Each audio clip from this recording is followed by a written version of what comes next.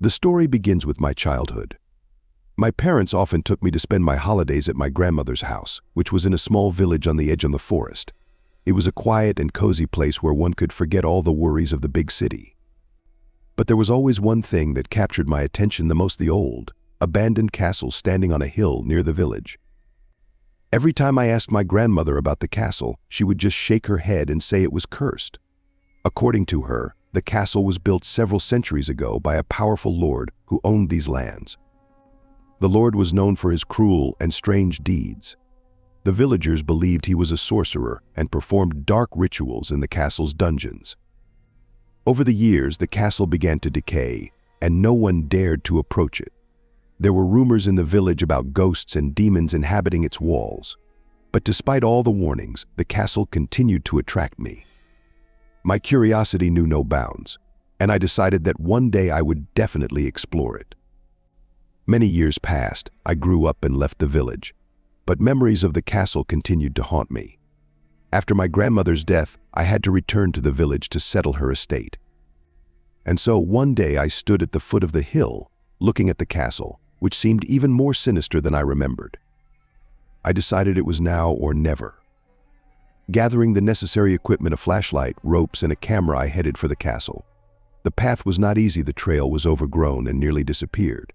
When I finally reached the top, the sun was already setting, and the castle was plunging into twilight. Inside, the castle had a terrifying atmosphere.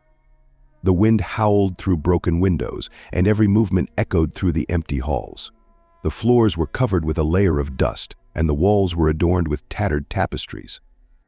In the center of the main hall stood a huge fireplace that once probably served as the heart of the castle, warming its inhabitants.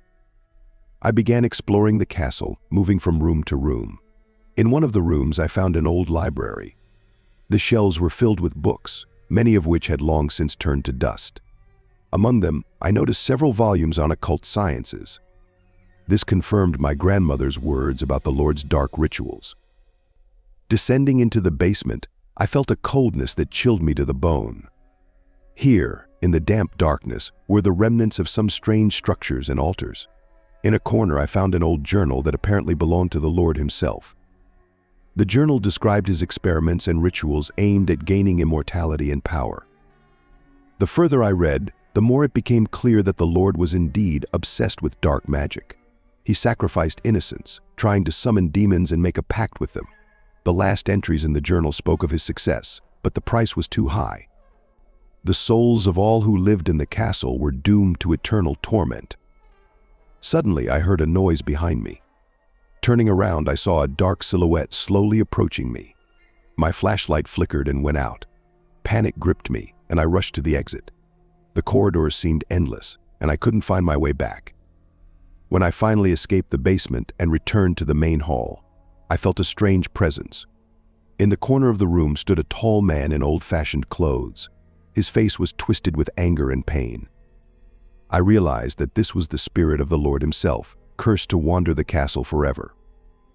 He began to approach me, and I felt the cold enveloping my entire body. I didn't know what to do. In desperation, I remembered the books found in the library and decided to try using one of the spells. I began reciting the words in Latin, hoping it would help banish the spirit. At first, nothing happened, but then the air in the room began to shimmer, and I heard a loud crack. The Lord stopped, and his figure started to disappear. My strength was leaving me, and I collapsed to the floor. When I regained consciousness, the spirit was gone, and the castle was enveloped in complete silence. I ran out of the castle and down the hill without looking back. Returning to the village, I told the locals what had happened. Many didn't believe me, but some of the older folks said they had long suspected the castle was cursed. Time passed, and I tried to forget what had happened. But memories of that evening in the eerie castle still haunt me.